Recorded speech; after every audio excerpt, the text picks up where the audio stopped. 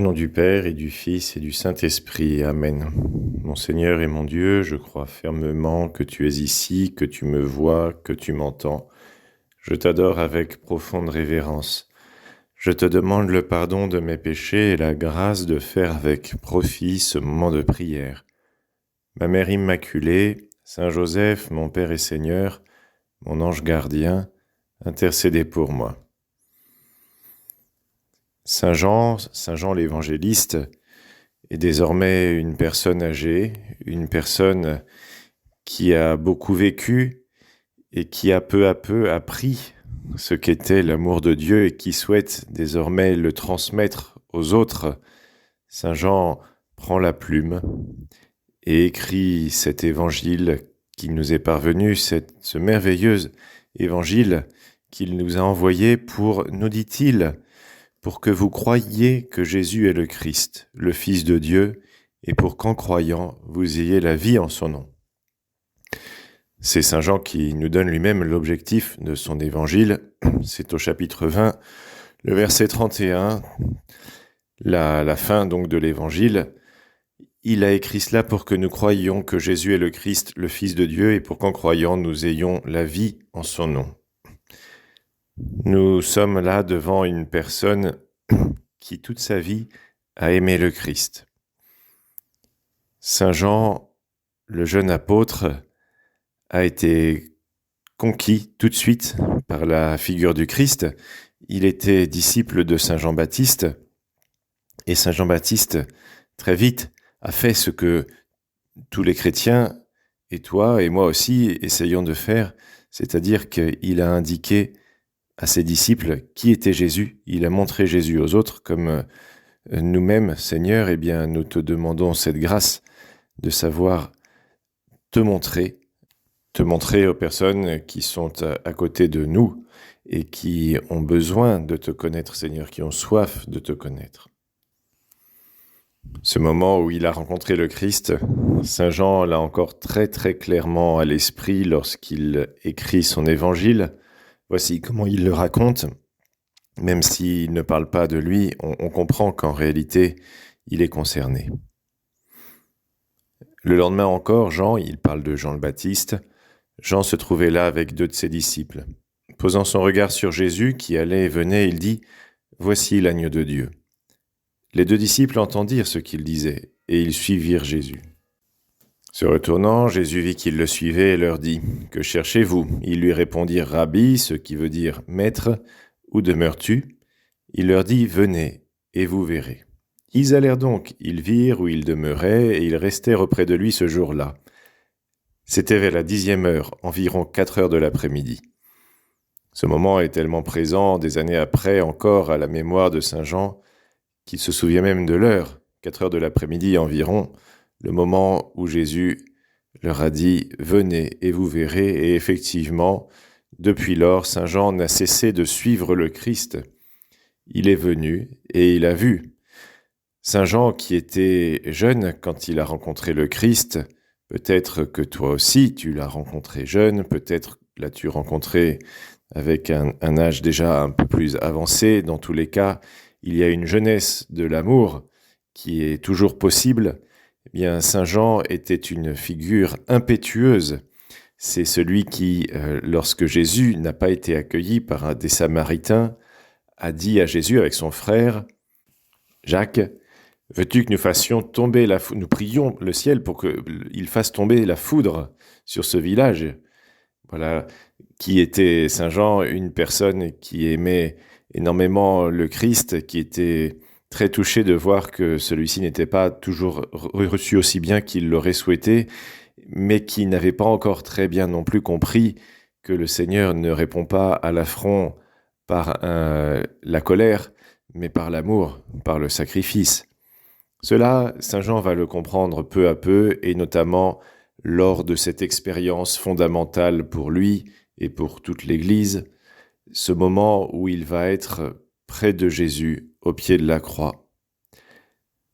C'est là que nous voyons le caractère extraordinaire de Saint Jean, parce que là où tous les autres disciples ont fui, là où tous les autres disciples ont pris peur, eh bien lui ne craint pas de se montrer aux côtés de Jésus et il l'accompagne et il reste au pied de la croix, de même que la Vierge Marie et d'autres saintes femmes. Nous voyons le courage de ce petit groupe de l'Église naissante soutenue par la Vierge Marie.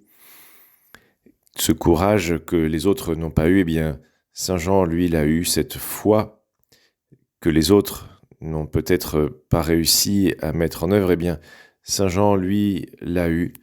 Saint Jean qui aimait le Seigneur d'un amour pur, d'un amour très jeune, il était jeune, Saint Jean, on l'a dit, et resté au pied de la croix. Seigneur, nous te demandons également cet amour pur, ce cœur jeune qui fait que nous restions à tes côtés, quelles que soient les circonstances, même si ces circonstances, c'est te voir au pied de la croix, c'est peut-être même participer à ta croix. Seigneur, donne-nous cet amour qui imbibait, on peut dire, le cœur de Saint Jean, qui l'a fait rester près de toi toujours, quoi qu'il arrive. C'est au pied de la croix que Saint Jean va recevoir un cadeau d'une valeur extraordinaire, un cadeau que le Seigneur va lui faire. Jésus, et tu connais bien sans doute ce passage de l'Évangile, Jésus, lorsqu'il est sur la croix, prononce peu de paroles, c'est normal. Les personnes qui subissaient ce supplice de la crucifixion mouraient par asphyxie parce qu'elles avaient du mal à respirer et donc elles ne pouvaient pas trop parler.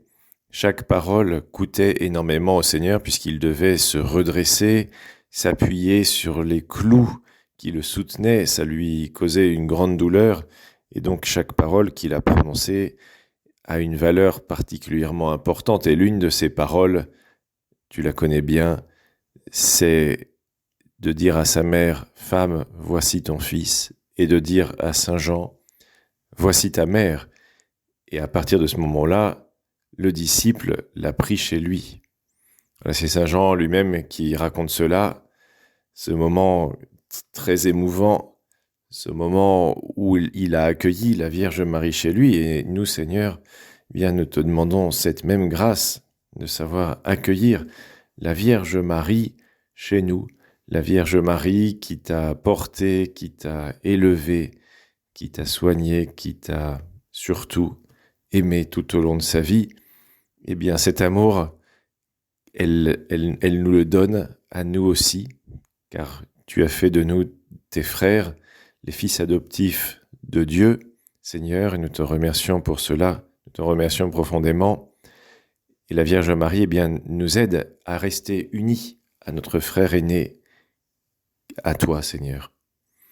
Voilà, Saint Jean a accueilli la Vierge Marie chez lui. Nous aussi, nous essayons de l'accueillir de notre mieux chez elle, en la priant, en méditant sa vie, en prenant exemple sur elle, et notamment sur sa vie de prière, pour savoir nous aussi beaucoup prier, et particulièrement pendant le temps de Noël, où nous avons l'occasion de te voir, Seigneur, souvent dans la crèche comme un petit enfant. Nous pouvons te prier avec la plus grande confiance, car tu es venu sous la forme d'un petit enfant pour nous donner confiance, justement, pour ne pas que nous ayons peur, pour qu'au contraire nous avancions vers toi avec confiance, avec amour.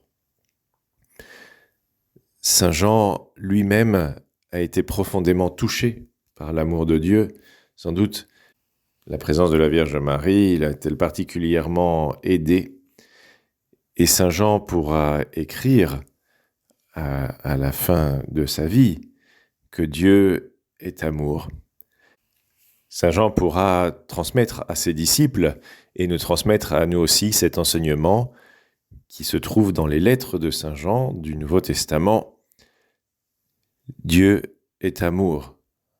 Voilà une phrase qui révolutionne le monde. Dieu est amour. Dieu aime tous les hommes. Dieu nous aime chacun d'entre nous. Dieu t'aime toi. Dieu m'aime. Il nous aime quelles que soient nos misères. Il nous aime quoi qu'il arrive. Le pape François disait dans une homélie en 2019 « Dieu ne t'aime pas parce que tu penses juste et que tu te comportes bien. Il t'aime et c'est tout. Son amour est inconditionnel. Il ne dépend pas de toi. Tu peux avoir des idées erronées, tu peux avoir créé des situations très compliquées, mais le Seigneur ne renonce pas à t'aimer.